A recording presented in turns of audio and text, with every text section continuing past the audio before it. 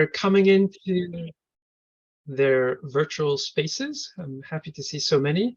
We've had a lot of interest for this webinar, and I suspect that we'll have quite a few questions, some comments, I hope, and hopefully many of you will become even more inspired to think about how to use cargo bikes in everyday mobility and in our city and urban logistics. We'll be talking about cargo bikes today, and with me is Jos Sluijsmans. He is director for the International Cargo Bike Festival, and also at fietsdiensten.nl.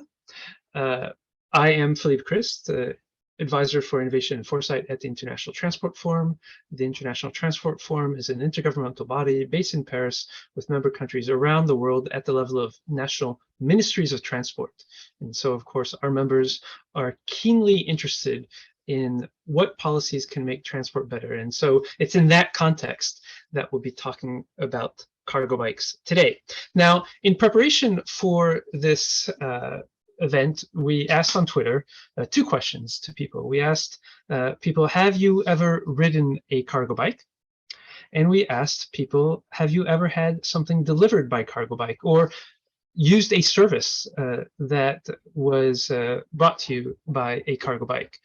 And what we can see, at least from the Twitter poll, is that we have a kind of a specialist audience. About 65% of you, or 65% of those who answered, have actually ridden a cargo bike, so kudos to you, but that still means that 35% have not. And about half, 54%, have actually had something delivered by a cargo bike. And that there already tells us something about the gap between experience and practice. That'll be one of the things we'll be talking about when we talk about policies at the very end. I'm going to start sharing my screen now to give just a few opening remarks around this topic.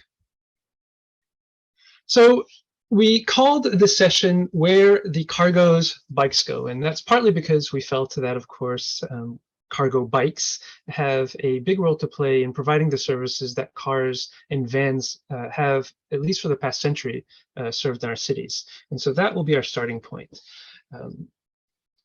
We know that there are a number of challenges that we face. We're going to get into those. But before we get into the challenges, I want to talk about the ways in which we can respond to those challenges.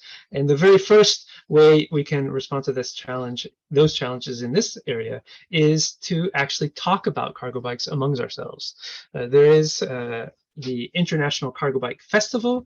Jos has lost all his hair thinking about how to bring it together. But it is really the global event to talk about how cargo bikes can serve better outcomes in cities and outside of cities for everyone, for businesses and for people. And so shout out to the International Cargo Bike Festival. It'll be held the 27th and 29th of October. Jos, where will it be held? It will be in the Expo Greater Amsterdam. It's formerly known as the Expo Haarlemmermeer. And it's close to Amsterdam. It's between Amsterdam and Haarlem, very close to the Schiphol Airport and Schiphol Station as well. And it's very well accessible by bike also.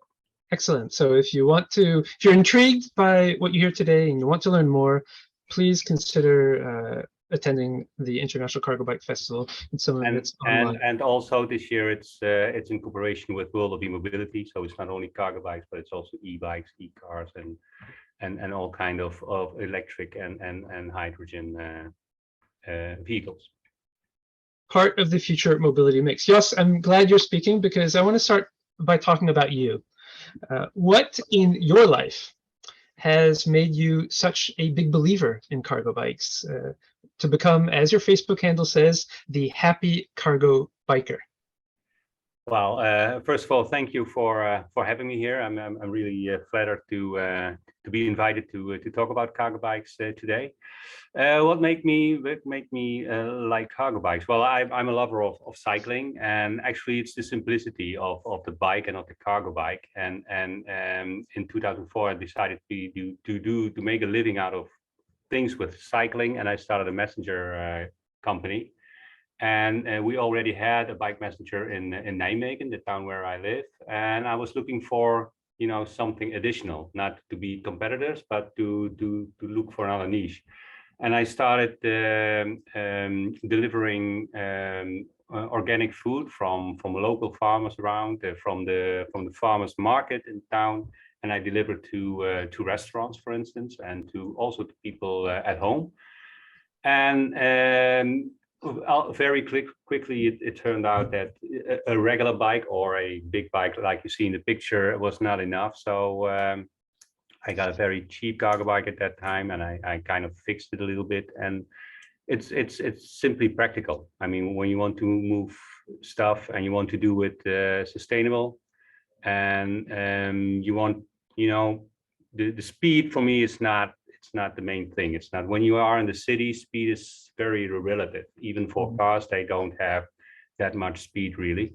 So a cargo bike is a perfect vehicle to do what you want to do in a nice speed that you can bring everything.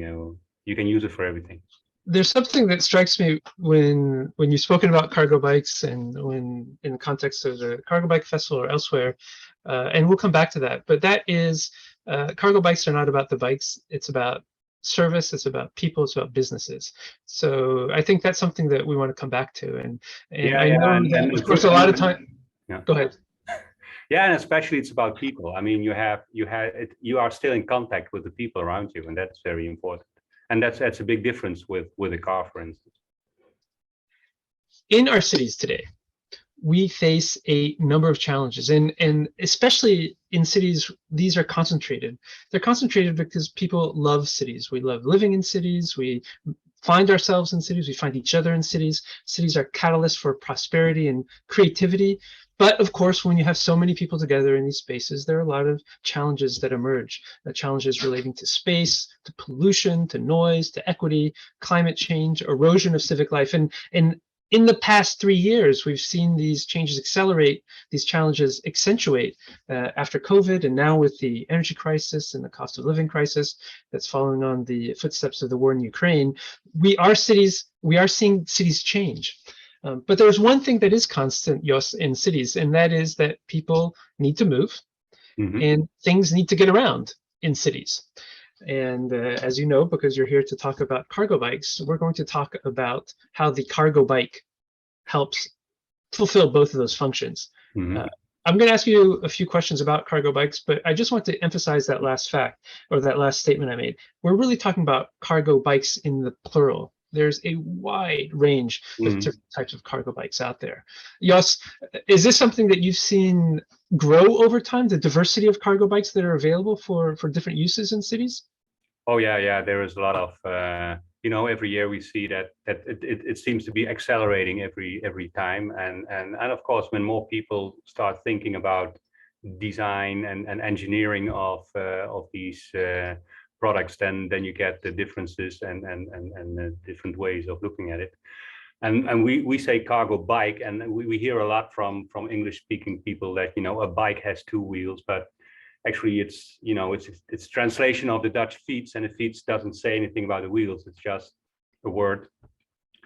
And so a cargo bike can be a tricycle, can be a trike, or can be a quad as well. I think that's you see that from the pictures as well, that there are a lot of different kind of cycles. A lot of people talk about cycles now, so carrier cycles or cargo cycles, to avoid the bike the 2-wheel connection. So that's why.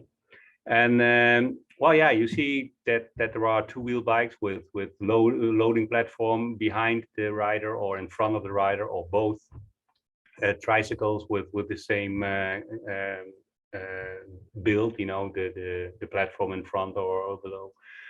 Trailers, of course, are very common as well. Actually, we have 4 major bike trailer manufacturers at the Cargo Bike Festival this year, which is that's really an important development as well. I think one thing that we've noticed as well in the transport world more largely is the electrification of all forms of mobility. And when we talk about electric vehicles, commonly we think about electric cars, electric vans, but in fact, they represent a very small minority of all electric vehicles in the world. And most electric vehicles are electric powered 2- and 3-wheelers. Can you say something about how electrification has really changed the diversity of uses or impacted the uses of cargo bikes? Well, yeah, the electrification is a very important development in the cargo bikes, because it made much more people using bikes. I mean, when you had the bike messengers, it was really the sportive and people that really like to bike, and still is. I mean, when you look at the bike messengers company, it's about 80% of what they deliver is by muscle power.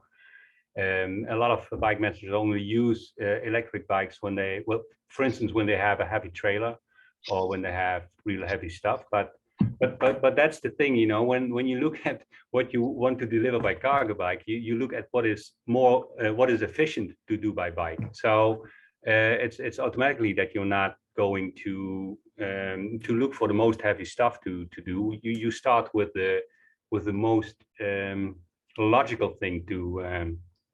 And I always say, it's as stupid to try to do, when you are construction works, when you have pallets of bricks to build a wall, you're not going to do that with a cargo bike.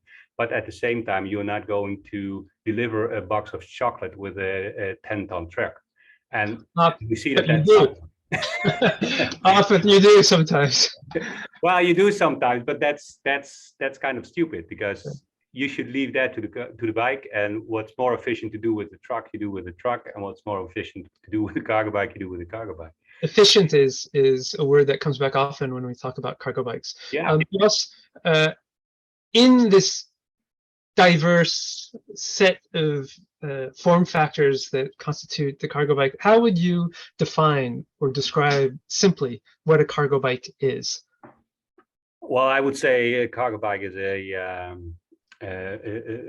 2 or more wheel vehicle with that goes forward mainly by pedaling. I think the pedals are still quite important, or at least when you don't have pedals, then it's not a bike. I mean, there are lots of light electric vehicles that look like a cargo bike, but they are not a bike when they don't have pedals. I've heard someone say that what a sport utility vehicle is to cars, a sport utility bike, the cargo bike, is to bicycles. Something that you can use that has uses, that can carry things, that can carry people more than a simple bicycle. But clearly this is a really diverse set of uses. I'm going to show a few pictures now to you, Jos. And I want you to talk what these pictures bring to mind when you think about the ways in which cargo bikes have been used, are being used, where they're being used. And so the first one is of course, historical picture from France, more than 100 years ago. Cargo bikes have been around for a while. Yeah, exactly. So it's nothing new, and you also see that a lot of people refer to the past when they a lot of people, old people, they remember that they are dead, or their uncle was a milkman and brought milk in a cargo bike, or the butcher or the bakery, or things like that.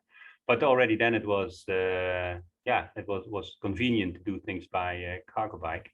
And of course, because of motorization, it kind of got in the back, but it's still there. And that's why I mentioned before, forward to basics. That's really something that we have to keep in mind. It's not back to basics, but it's really forward to basics, because the development of the cargo bike has been there are some good developments that make the cargo bike much more efficient than you see in this picture. Again, and I think people at that time, they really must have been much stronger than most people are now in their legs, because sometimes it's really incredible what they push around. So, and you still see that in other countries where it's still not electrified, and so that's really amazing. again, that word efficiency. It was efficient then, it's efficient now. And just like cargo bikes are coming back, so is the hipster mustache that this young man had then. Next picture is one I took in Paris walking around. What's going on here? What does this evoke to you, Jos? Well, This is a drop. This is, sorry, livraison in French means a shipping bay. So on the street. yeah. It's well, you can see that the vans can park there, but the cargo bike can park there as well. And well, it's yeah, it's taking its place in the street. I mean, it's just as good as the DHL van, and but it's also important that there are places where vans can park, but where a cargo bike can load and unload as well. I think that's something that you see a lot, that they go on the sidewalks, and but it's also important to have specific places for cargo bikes to drop their stuff, especially because the numbers are growing, and they're growing fast. Exactly. There has to I be was just going to point that out, that the cargo bike usage is going up dramatically, and so really this calls into question how we manage curb spaces and how much space we give to. We'll come back to that, but DHL has a van here. In this next picture, DHL is trialing a bike. What does this evoke to you? These two major world players starting to. Yeah. Well, the fun thing about the DHL bike is that it was actually born, you can say, at the Cargo Bike Festival when the representatives of DHL and Velo, the Swedish manufacturer of this bike, and Flavor Bike from Dronten, a Dutch engineering company. They met at the Cargo Bike Festival in 2014. And in 2015, they launched this bike. So it's yeah, it's really something that that makes my heart pound happily, let's say. And well, both the Reitel and the other one of QPS, it's a Reitel. And what's really special about both bikes is that they have the box, but the box is it's a container. You can move it from the bike, so you can also interchange boxes with other bikes that would be possible. And this concept of containerization is really something that has been been discussed and talked about for a long time already within the cyclogistics community, because that can, in my opinion, it really can change city logistics, like sea containers change global trade with container ships, bringing everything around. And when that concept can be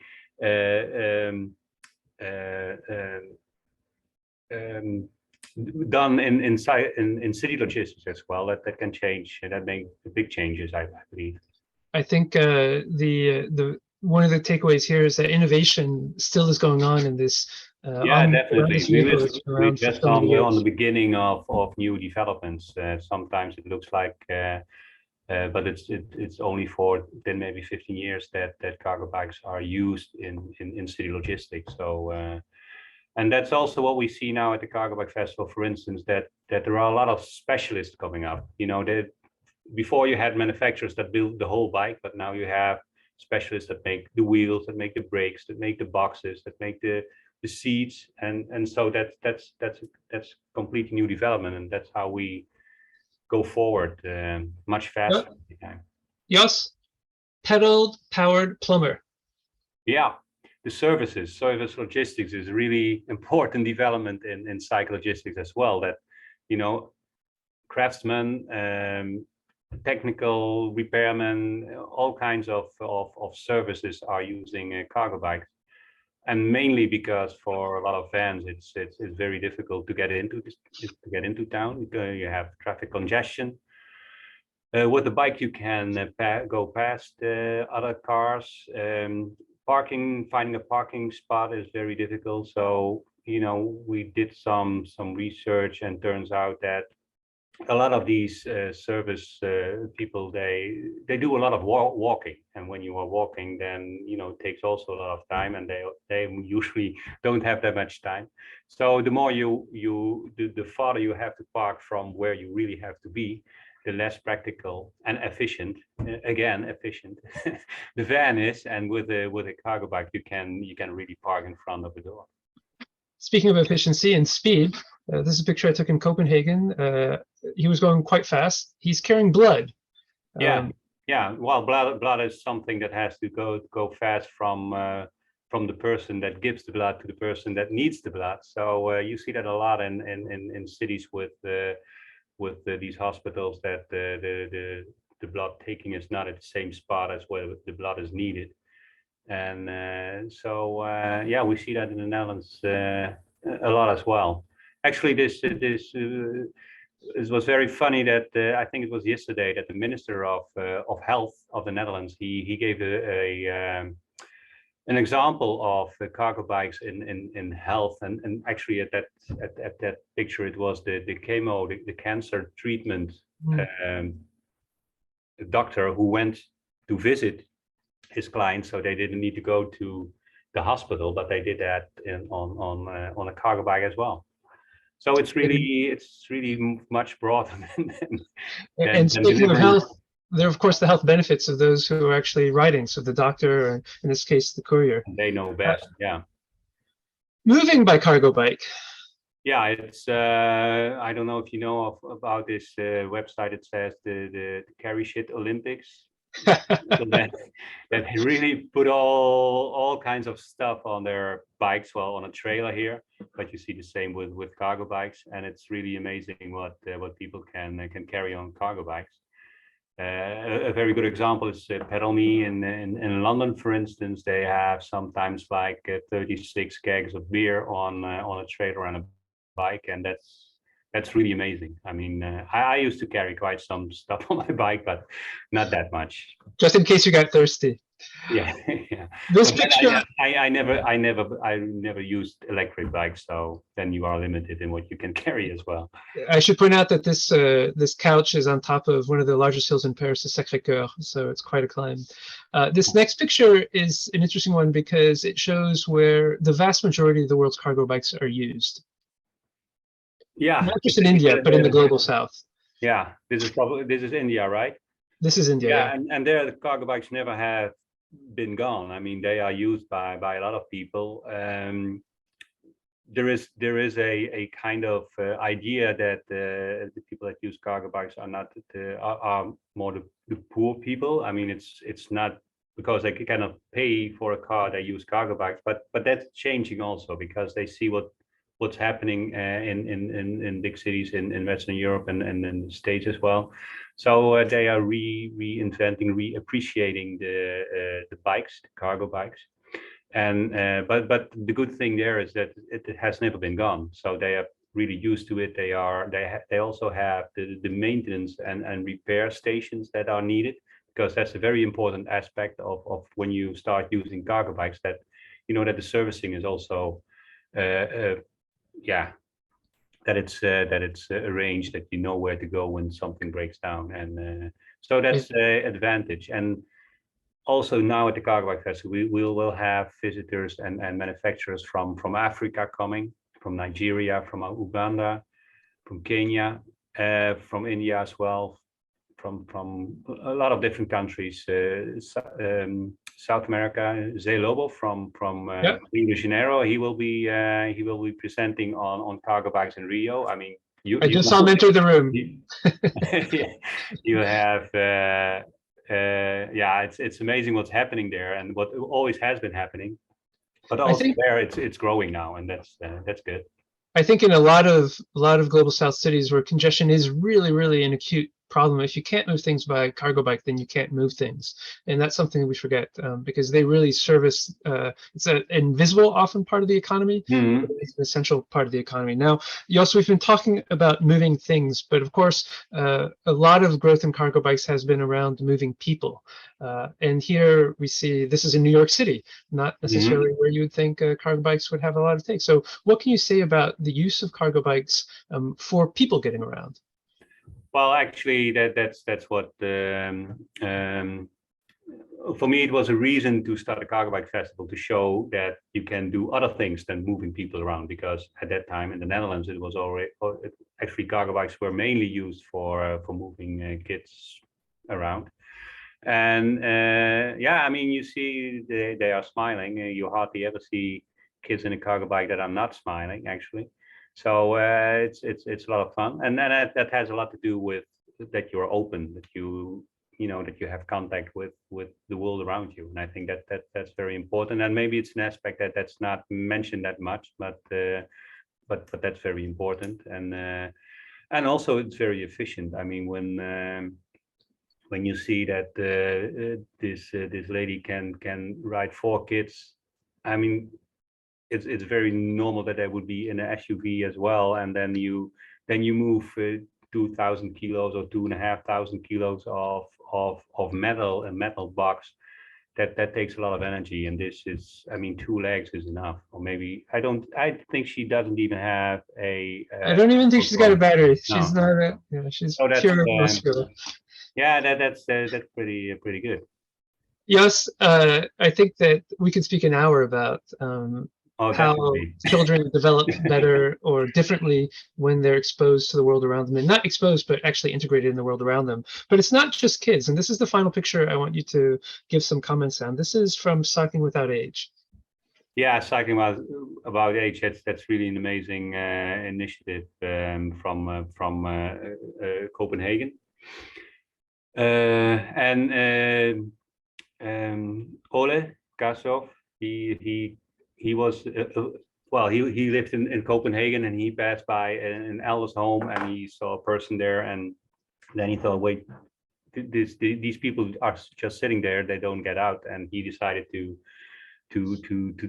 rent a cargo bike and take them out for a ride. And it turned out that people were so enthusiastic, and they really were that happy that he made a real worldwide. Well, actually, I met him, I think it was in 2014 when I was in Copenhagen. Actually, we brought Cycling Without Age also to Nijmegen. A guy I know, he called me. He had been doing 6 months of volunteer work with Cycling Without Age, and he wanted to bring it to Nijmegen as well. And so we did. There are now 4 cargo bikes riding here in Nijmegen, and I think there are some 30-40 places, cities and towns in the Netherlands that have branches of Cycling Without Age. In Dutch we call it fietsen alle jaren. So that's and it's really worldwide. I mean, it's in all over the place. That's really amazing. You've talked a lot up to now in describing those pictures about a lot of the benefits, and so we are a little bit pressed for time. I'm not going to ask you more about the benefits, except to ask you, what is it that you feel that cargo bikes can do that cars and vans can't do? So you've talked a lot about what they can do better. Mm-hmm. But what is it that you feel they can do that cars and vans can't do in our cities? Well, I think mainly the social aspect, that you really, are in touch with your surroundings, but more practical. It's getting to places where you cannot get with a car or with a truck. I mean, they are much more agile to go to. For instance, when you look at the older city centers of many cities in Europe, mainly there are very narrow streets where cars simply cannot come, and with a cargo bike you can get there. So I don't know if that's what you are aiming at. No, absolutely. And I think there's another thing when I look back at those pictures, and I think about, especially as you said, a cargo bike is a bike that you pedal, either electric assisted or not. What happens when you use a cargo bike is, in fact, you get healthier, and you don't do that when you're in a car. You actually get less healthy. No. So I think the physical activity component is really important. Yeah, that's something. And within the city, you can make a lot of shortcuts and things like that, because that's one of the things that people sometimes forget. You're not copying what a car is doing, but you are, there are different ways of doing things because of And I think, when we start using cargo bikes more, we also will have to think more of what we are really transporting, because when you have a big truck and there is room in the big truck, you just put something in it that maybe you don't even need it. But when you have to think about you have to think about your limitations, then that makes it, and that's something that that cargo bikes make you think about. You said a key word there, and that's on the screen as well, limitations. Of course, cargo bikes can do a lot. They can't do everything. What are some of the specific limitations that you feel we need to understand about cargo bike? Limitations, you say? Yes. What are some of the specific limitations that we should understand about cargo bikes? Yeah, I think mainly that they are not capable of very heavy and big things. You shouldn't even think about doing it with a cargo bike, I think. And my personal opinion is that it has to be possible to pedal it even if the motor would not work. So and then, I mean, you still can have a vehicle, but then it's not a cargo bike anymore. And so I'm let's say I'm more about thinking about the niches that are still there, the things that we still don't do with cargo bikes that are really easy to do with a cargo bike. We have to look for that, then to look more volume, more weight. I mean, that's not where the cargo bike is its most efficient and its best use, let's say.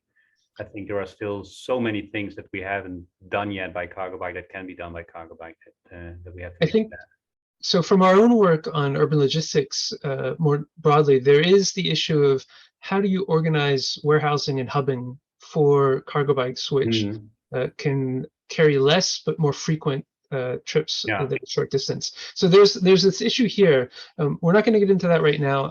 We may touch it on in policy, but I want to say that Jos, what you're talking about, the benefits, is something that a lot of people are noticing, and this is Bloomberg, a financial newswire, has, like many of those who are here today, like yourself, come to the realization that we need more of these vehicles doing more things for more people in more places.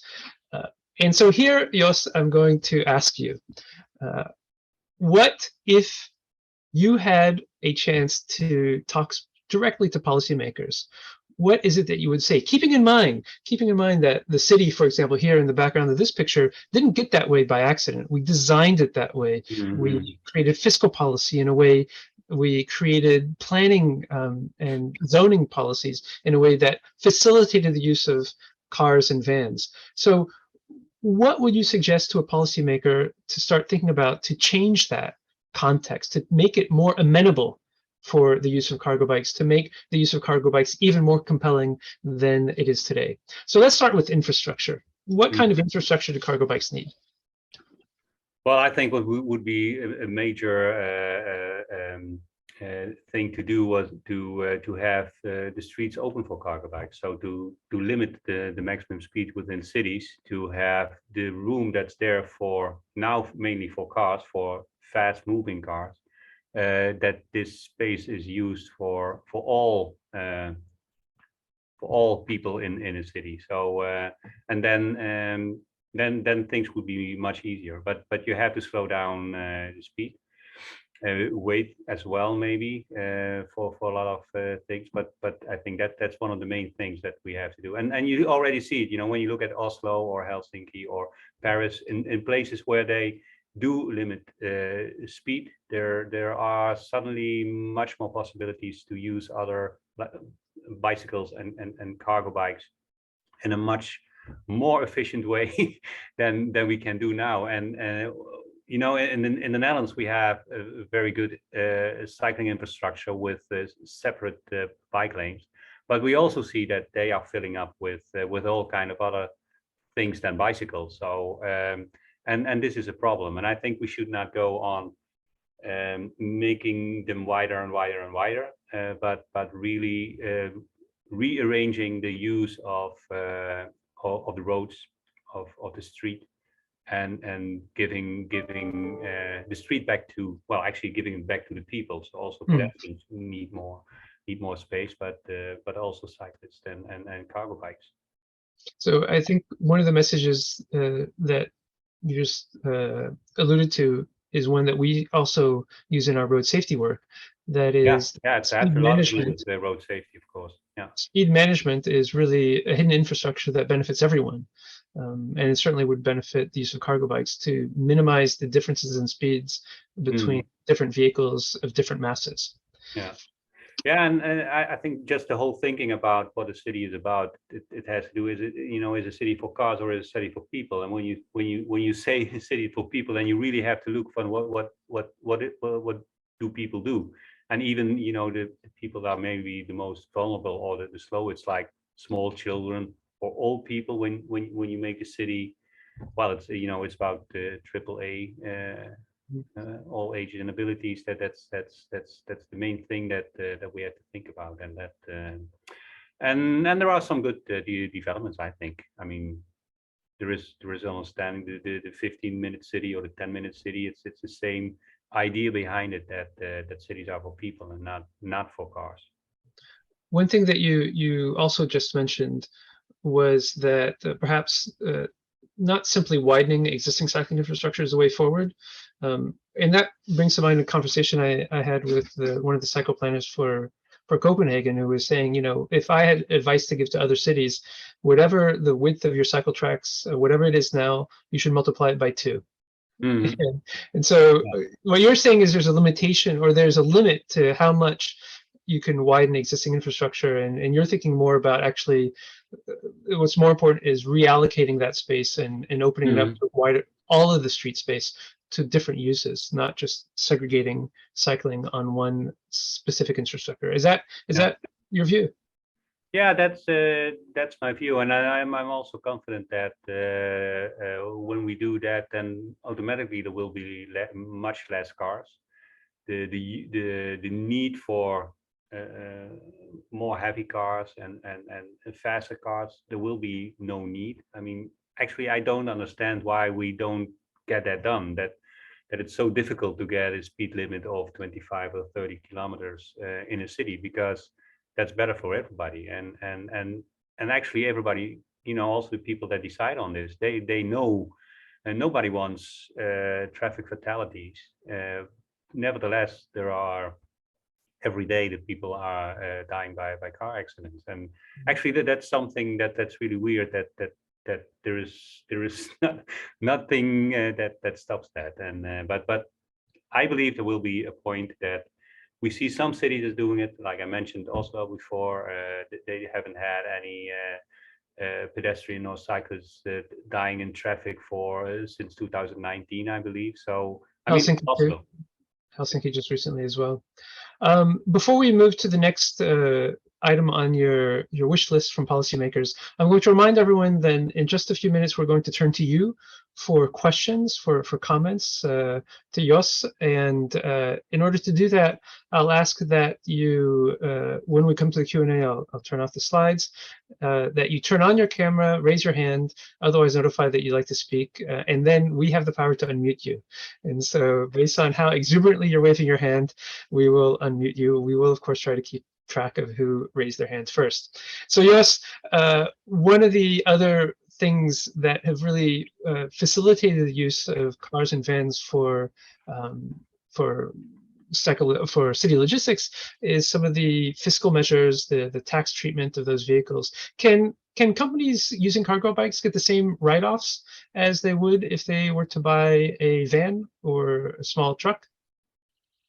Well, that depends, and that's very different in many different countries and many different cities. You mean Are there leaders, are there cities that are really trying to think about how to create fiscal incentives for the use of cargo bikes? Well, it's that I'm not very good in this fiscal rules, but like in the Netherlands, there is a general fiscal regulation that when you do sustainable investments, then yeah, you can have fiscal benefits from that. But for instance, for when you buy a e-van, then you get an extra subsidy, which is not provided for e-cargo bikes, for instance, and that's kind of strange. I know in Germany, I guess you know the website of Cargo Bike Jetzt. They have really good documented series of all the different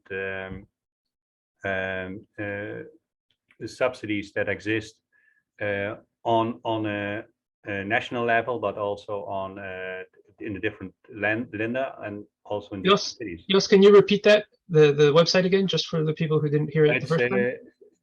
Cargobike.jetzt. Jetzt, it's German for now. Jetzt. That is spelled how again? Just for the non-Germans among. It's J-E-T-Z-T. Perfect. Let's put that in. Let's put that, Carl or Ronan, let's put that in the chat so that people will get that. But, all right. Education. Sometimes businesses don't even know that a cargo bike might be an option for them. I imagine that's one of the things that you're doing at the International Cargo Bike Festival. Yeah. What role do you see for increasing people's awareness and understanding of how cargo bikes can be used?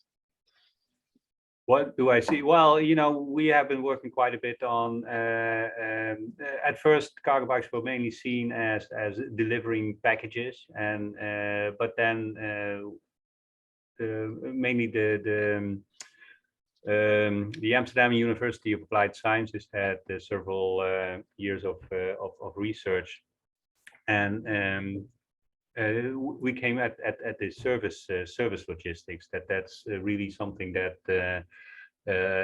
you know, like the delivery vans in cities is only like 5% of delivering packages. People think it's much more because you see them all the time because they are riding around a lot.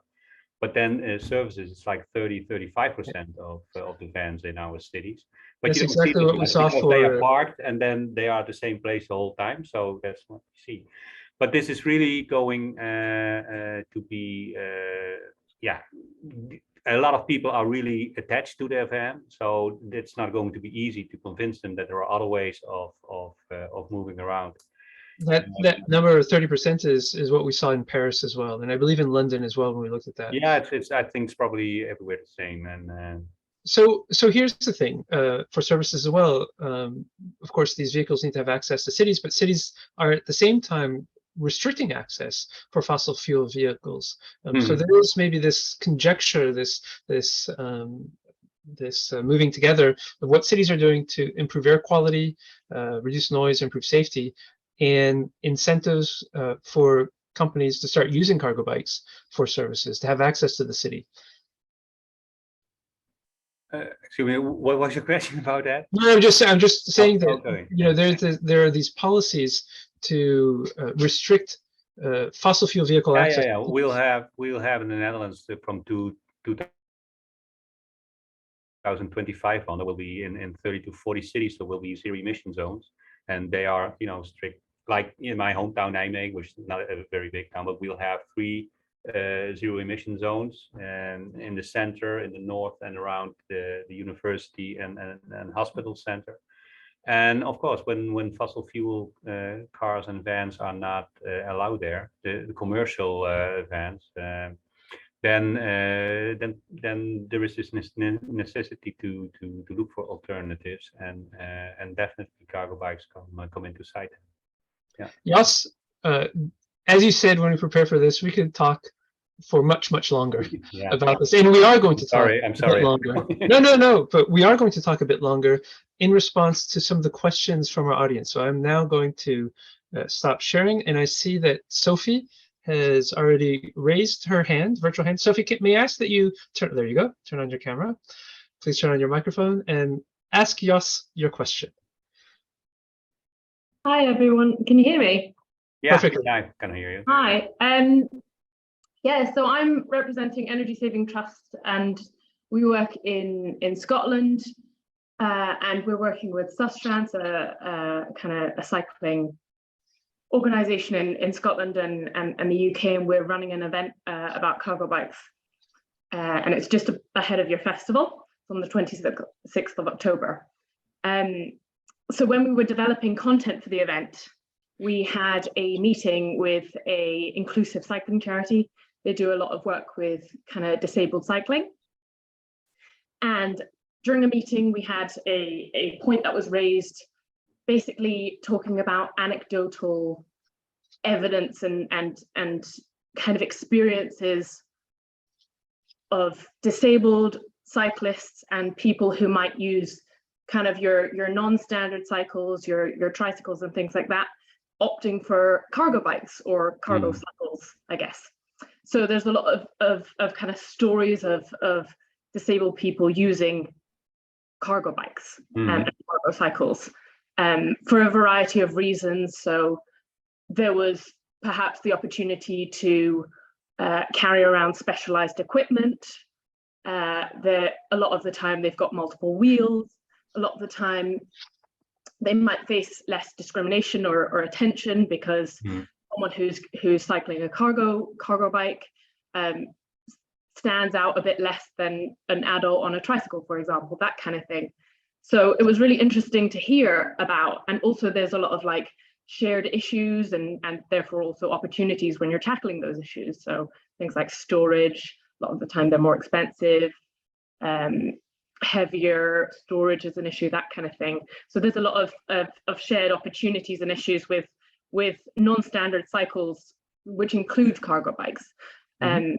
Now I don't know whether your work has concentrated on any of those like inclusivity opportunities and issues, basically, or if anyone in the room or the virtual room, if their work has kind of touched on that, or if anyone's come across any kind of research or anything like that to do with that kind of topic area. Yes. Well, I do not have a stand from research, but of course it's a very well-known. Yeah, a lot of people with disabilities are really helped by cargo bikes as well. And a lot of cargo bikes are even well equipped already without any special additional things or anything. The stability of a three-wheeler can help a lot for people. I've been trying several times to open up the Cargo Bike Festival for more special bikes. But the thing is that, you know, when you invite manufacturers of special bikes and there are not their customers are not there. That's what they say. I mean, when they come to an event, they want to show what they have, but they want to show it to the people that might be users of these things. And that's really difficult when you organizing something to get the right people there for the people that are coming. But also technically and in many ways there are you know, cargo bikes and special bikes are the same family, let's say. So yeah, I'd love to do things together with that as well. And just if I can add one thing that, of course, people with some mobility impairments are using mobility or scooters can also use the same infrastructure that is. Yeah, the infrastructure. Yes, parking is very important. I mean, for cargo bikes, but also for three-wheelers and four-wheelers like that. We're coming up to the last 10 minutes and we have 3 questions. So I'm going to turn to Ignacy, David. I believe the question is from David, not your dog, but we did appreciate seeing your dog, and Camilo as well. So Ignacy, very important question on the costs and economics behind this. Yes, thank you. No, what I'm concerned is about the economics underpinning companies operating in the cargo bike industry. Because at the end of the day, last mile delivery using a cargo bike involves some point of transloading shipments, cargo from vans of whatever to bikes. It means that goods are delivered by vehicles that have much smaller payload, and at the end of the day, it involves higher costs. So my concern is who's paying this cost, and I'm concerned on this issue because I've seen in the last years 2 common patterns. First is many pilot experiences involving cargo bikes in many cities, that are discontinued once the grant, the subsidy from the city council or whoever ends. So if there is no public money, there is no business. This is first thing. Second thing is things margins are so thin. Then the people operating cargo bikes tend to be people working in very strenuous conditions, get very little paid. So you find lots of people with people from socially very low levels. So it's a very, there is a lot of social issues that you see on the streets. So Jos, what can you say about the economics of cargo bike delivery and some of these social issues that, to be fair, are also shared with delivery drivers of vans as well? Yeah, I think that's a problem that's not typically but there is a difference between let's say the delivery on demand economy and let's say the more driven by sustainability and social impact bike measures, for instance. And there is a lot of confusion about these two, and of course there are always companies that only look at the financial part and they don't pay their employees well, but then there is no difference whether these employees would be riding vans or riding bikes or cargo bikes. I mean, they will be bad paid by both, but that's not because of their riding cargo bikes. The thing is that they think cargo bikes are cheaper, so they have. But for instance, the biggest bike message company in the Netherlands, Cycloon, they have more than 1,000 people working, but it's a social enterprise, and they really have, they have good wages and also good labor conditions for all their workers, and that's something that. But of course, that you cannot do that all in the world. Jos, on the point that Ignacio raised on the cost performance of a cycle cargo bike based operation that has lower payloads, maybe more rotations to and from the hubbing center, that maybe has a higher percentage of the cost in labor costs versus capital costs. Are you aware, or do you know of any kind of cost assessment? I know of a few, but you probably know more, of cost assessment of these services without any kind of public subsidy, just from a cost basis. Yeah, I mean, most I think all the bike master companies that are working in the Netherlands now, they are not subsidized or anything. Maybe partially by, maybe temporarily by a new customer but in general they are just economically healthy businesses that get. And because there are a lot of costs that are less when you're operating with cyclists and cargo bikes, but it depends on the whole economy probably. But you have and you really have to think it through from the beginning, and not just thinking, oh, a bike is much cheaper and people that ride on a bike, they might be cheaper because they don't have a car. I don't know what, but economically. What I see is that it's simply working and more efficient, and therefore it can go on. But I don't think that you can start. I know of a lot of examples of bike management companies that didn't even accept subsidy because they didn't want to be dependent on things like that. They want to show that they are economically healthy companies, and they are. But I think that is in other countries or in other cities that it's that's not possible to get around. But it has to do with probably other other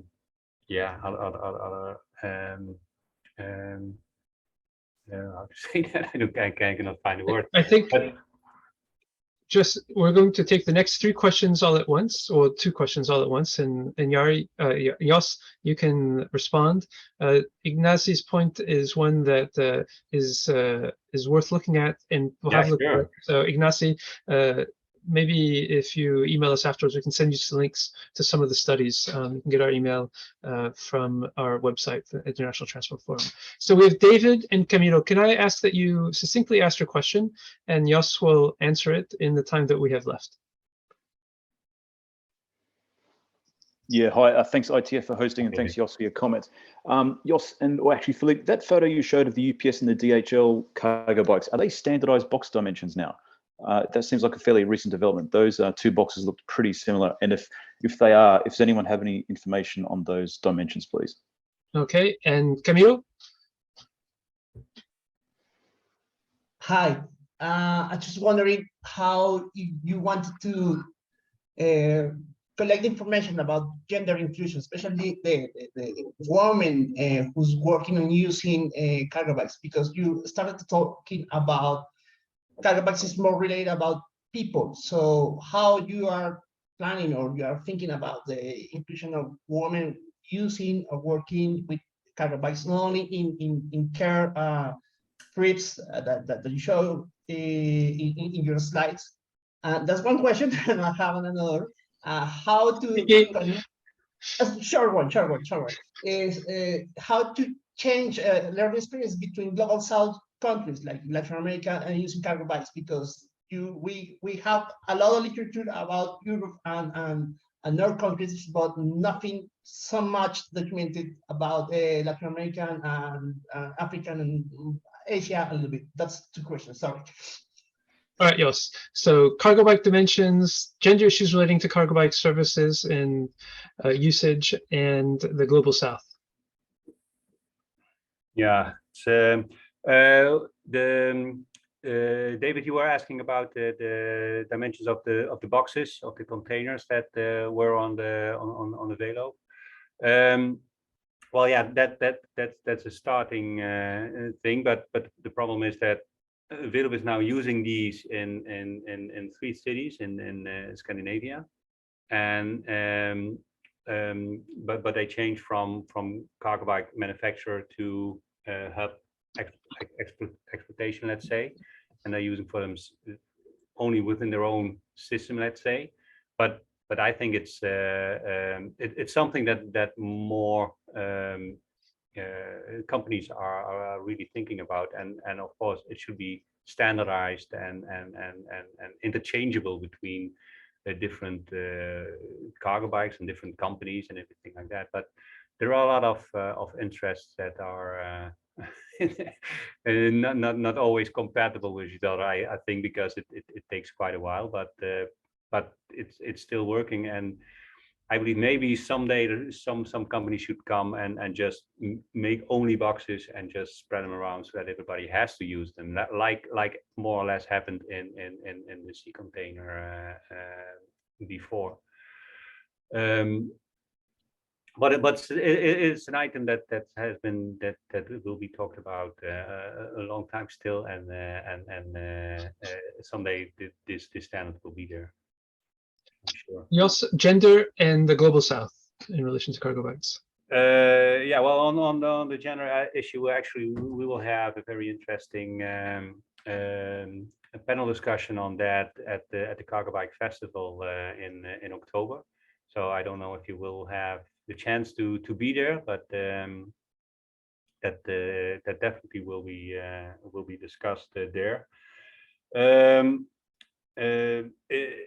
It's an item that I'm not really an expert in or a specialist in, but what we do see that yeah, that there is that there is a growing group of people that are getting involved in the psychologistics community, and of all, you know, of all genders represented, but it's like, you know, it's like the society as a whole. It's not something that you just fix by thinking that it should be done.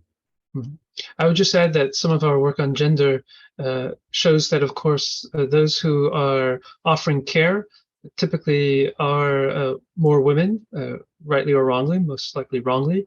And so you do see a lot of care-based activities by bicycle or otherwise being carried out by women. I will note that the highest rise in cargo bike usage for family use and for personal use is among women, at least in the countries where I've seen the figures. And so that's one important thing to keep in mind. Well, you know, like in the Netherlands, there are more women riding cargo bikes than men actually, and that has to do that like 10-20%. Only 10 to 20% of the cargo bikes are used commercially, and 80 to 90% is for family use or care use, and like Philippe said, that's still mostly women that are involved in that part. So yeah, that's how it is. We've come to the end of our time, and as we knew at the outset, we needed more time. I've got two very specific questions for you, Jos. The first is International Cargo Bike Festival. Can people access that online? No, we don't have, you mean like live streaming? Yes. Yeah, no, we're not really doing that. It has to do because, you know, this Cargo Bike Festival we could not organize it for 2 years now. We are cooperating now with World of E-Mobility, and there are a lot of things that we have to organize just like that to make it happen. Will the presentations be available afterwards? Yeah, some of the presentations will be, and we will have a very special broadcast bike at the spot, and they will do recordings and interviews and things, and there will be recordings, but not the presentation from A to Z. So look to Jos, look to the International Cargo Bike Festival for more information. The second question, Jos, you said at the outset that you bought yourself an inexpensive cargo bike. Is your cargo bike still inexpensive, the one you have today? Well, actually, the cargo bike that I have today, I got it. I mean, it was a demo for me, so I'm not going into that. But the first one was really fun. It was a really good bike in Christiania, and it had been standing for 5 years, you know, under a tree. It was all green, and I got it really cheap, but I had to fix it with quite a lot of money to make it work like it did. But so just like cargo bikes globally, you started small, and now you've gone up to the next level. And actually, that cargo bike is now a pizza oven cargo bike. What could be a better next life for a cargo bike? We didn't talk about cooking on cargo bikes. It's a thing. Look up Sigel Koken and a few others. You'll see that. Thank you, Jos, so much for spending time with us. And thank you very much for the questions that we have. Thank you all for attending. Especially, I want to give a shout out to Helle Versma, the most sustainable traveler today from the train. I have expected someone to see on a bicycle, but okay. Hannah, you get the prize. And I'm going to leave this meeting with a bit of a wrap up. We've talked about an hour about what cargo bikes represent, what they can do. This wrap up will, in just 2 minutes, summarize all that. Thank you so much again. Carl, can we see the cargo bike wrap? Bye-bye all.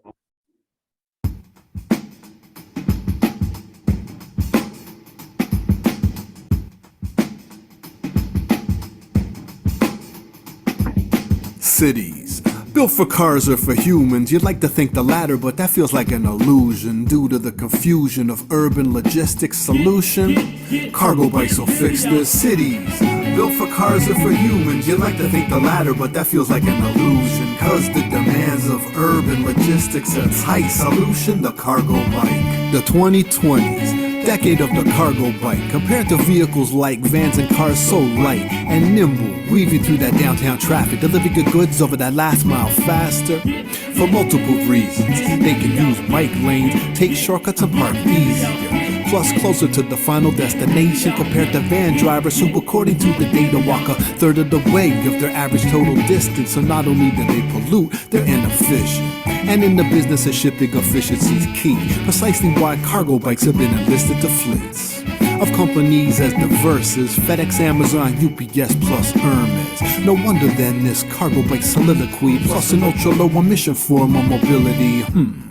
Do I sense some confusion? That simply means they help in reducing air pollution, consuming 94% less energy than an e-van. For the same delivery, listen to me, cargo bikes are no-brainer, especially when combined with universal containers to form centralized urban shipping hubs. Preconceived notions of city traffic, rip them up, and let's reclaim the streets for humans. The solution, cargo bike revolution. Cities built for cars or for humans. You'd like to think the latter, but that feels like an illusion due to the confusion of urban logistics solution. Cargo bikes will fix this. Cities built for cars or for humans. You'd like to think the latter, but that feels like an illusion, cause the demands of urban logistics a tight solution, the cargo bike.